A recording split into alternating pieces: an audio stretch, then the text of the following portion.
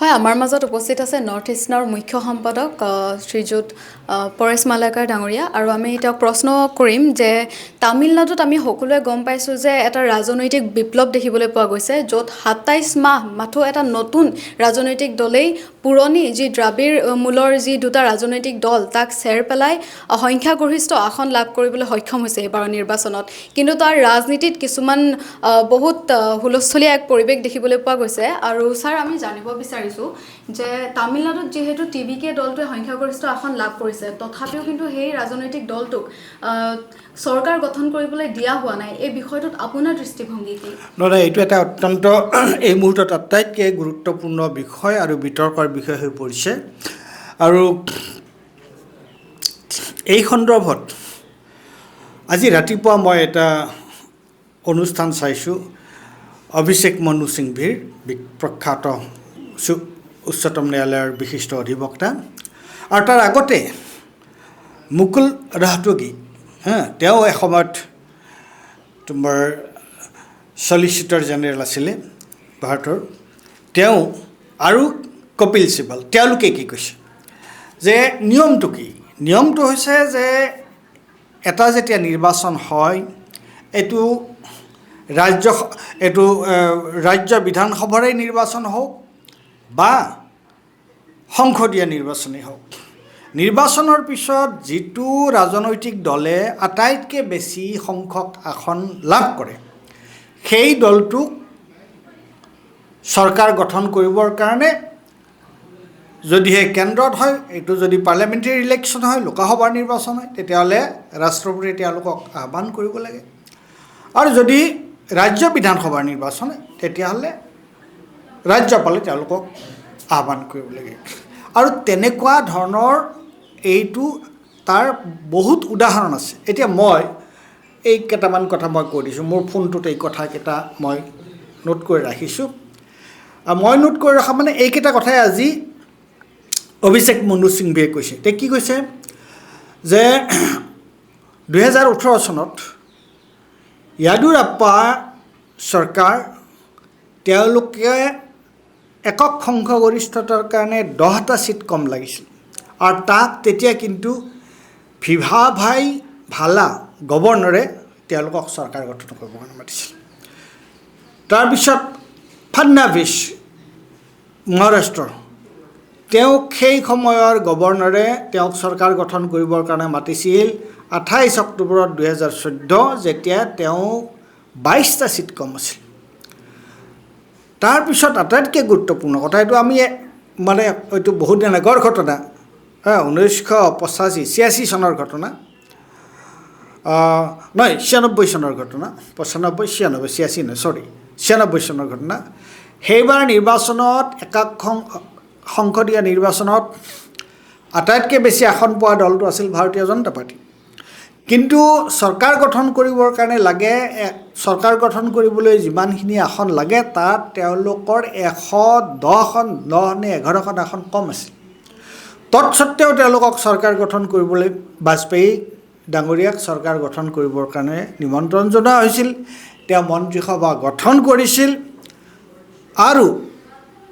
সংসদত 13 দিনৰ পিছত তেওঁলোকক সংখ্যাগৰিষ্ঠতা প্ৰমাণ কৰিবলৈ কোৱা হৈছিল,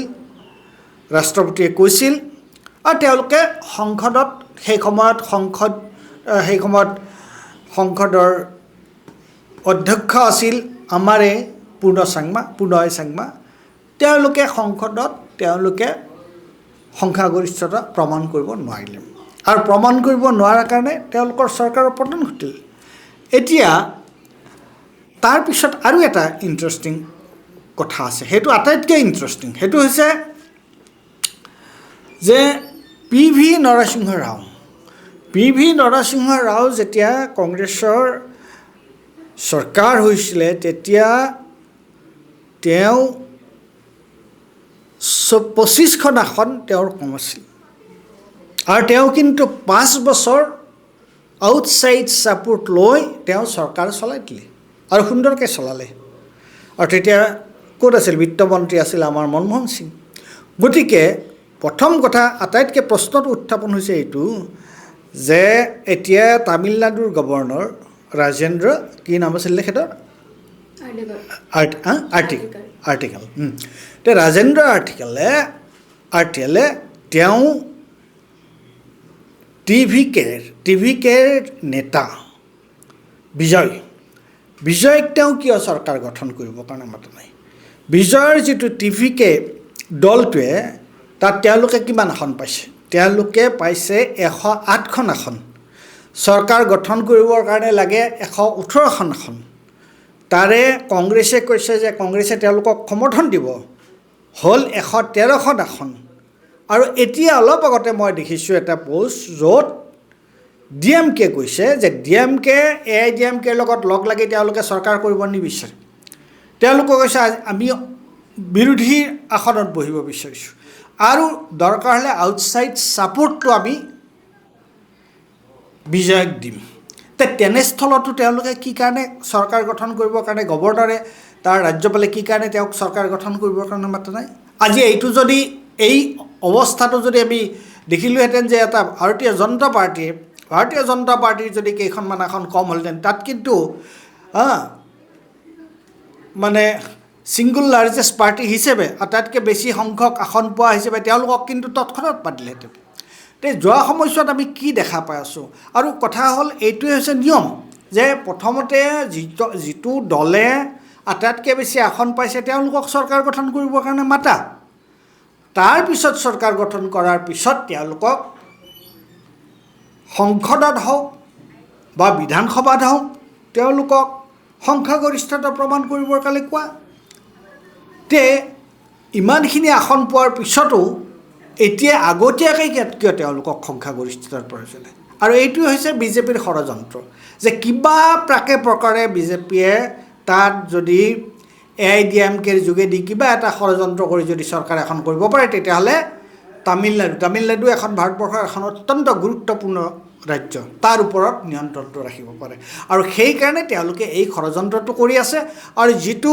সমগ্ৰ ভাৰতবৰ্ষৰ যিটো লিগেল কমিউনিটি ৰাজনৈতিক নেতা প্ৰত্যেকেই কিন্তু এইটো অনুচিত আৰু অন্যায় বুলি কৈছে গতিকে কথাটো হ'ল সেইটো আৰু যেহেতু আপুনি বহুতখিনি উদাহৰণ দাঙি ধৰিলে য'ত ৰাজনৈতিক ইতিহাসৰ যদি পৃষ্ঠা লুটিয়াই চাওঁ আমি দেখোঁ যে তেওঁলোকৰ সংখ্যাগৰিষ্ঠ আসন নহ'লেও